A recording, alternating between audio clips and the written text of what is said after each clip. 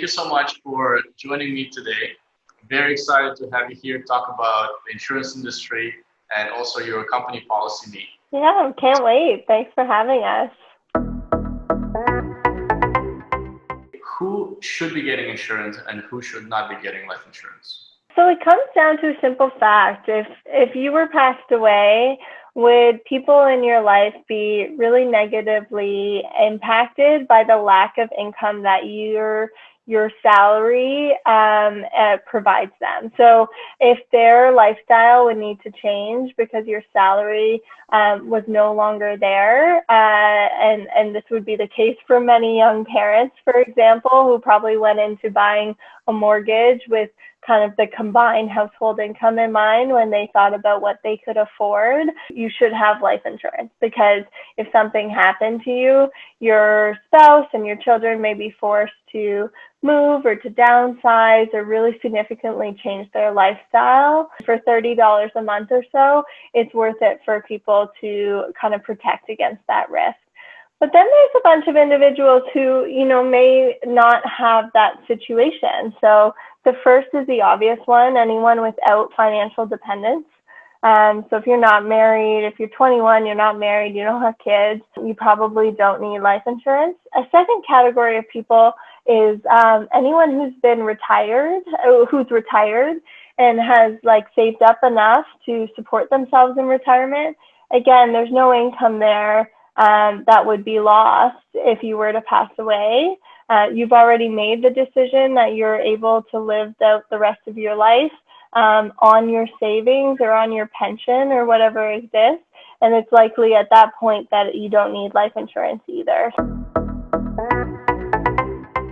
With life insurance, in order to be approved for a policy, you have to go through a process called Underwriting.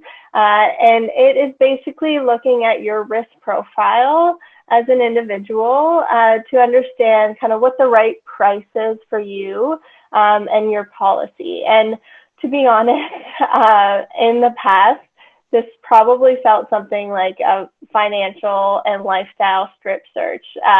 Basically, insurance companies are looking for every aspect that would make your probability of passing away while the policy is active higher than the average person in your age range. So they're looking at kind of your financial picture, they're looking at your health.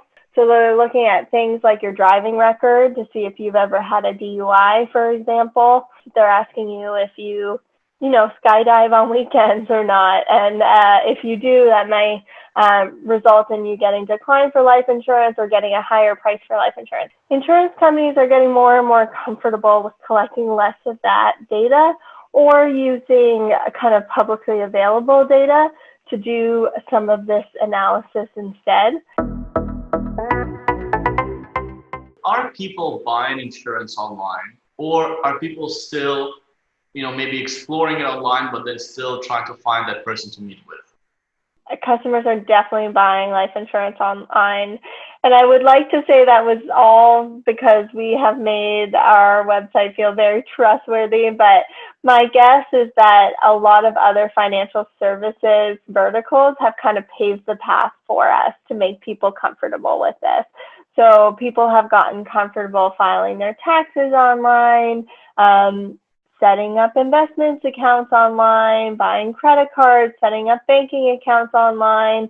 Pretty much every other area of the financial services industry has moved a large part of their distribution online, or at least made it available as a channel to buy these products.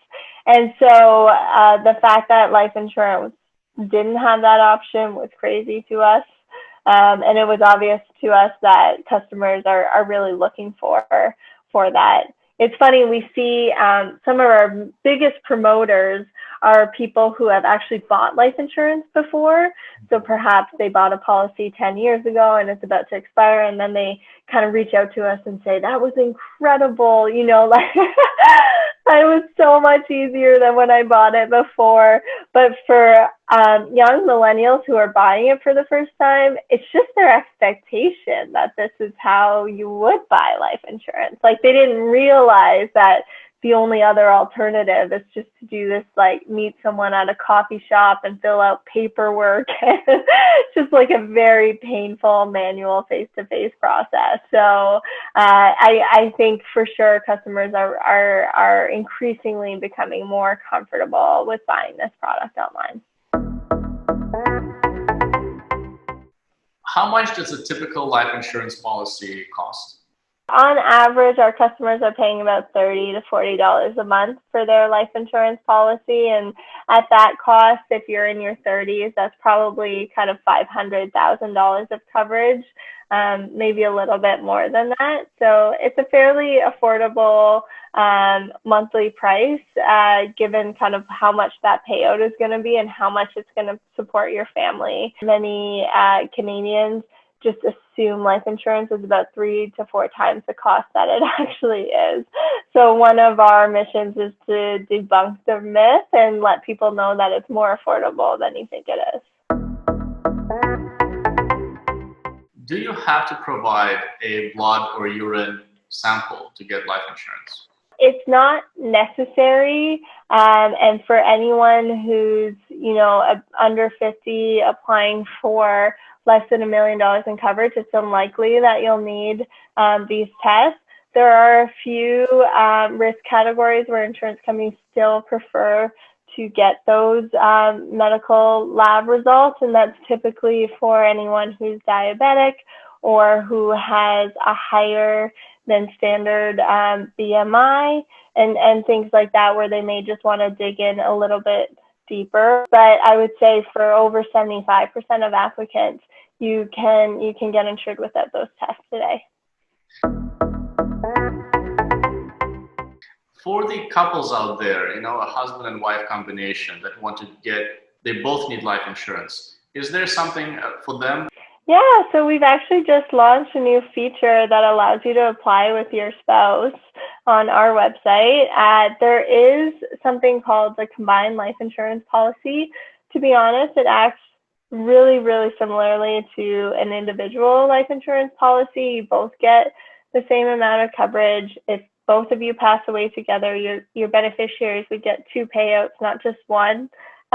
So it's a pretty good policy if you are applying for your spouse, because it has a discount on it for couples, can save them up to like $5 to $10 a month on their life insurance costs. So we've started to give couples the opportunity to apply together on our website. What role does your company, PolicyMe, play within the insurance space, and what pain points are you trying to solve with this business? We are kind of a digital online life insurance advisor with the mission to make it kind of simpler and more affordable for you to get life insurance. We do that by giving you digital advice, by helping you pick the right insurance company for you, and then supporting you through this whole application process until you get approved. We are going to be your licensed life insurance advisor from the beginning of the process to the end. You're not going to be handed off to some other individual. You're going to work with us all the way through to getting approved for your policy. Laura, thank you so much for joining us today, for sharing your insights about the insurance industry and your company, PolicyMe. I want to really thank you on behalf of myself and our company, Smarter Loans, and I hope you have a wonderful day. Thanks, Vlad. It was a pleasure. Don't forget to subscribe to the Smarter Loans YouTube channel for more videos that will help you make smarter financial decisions.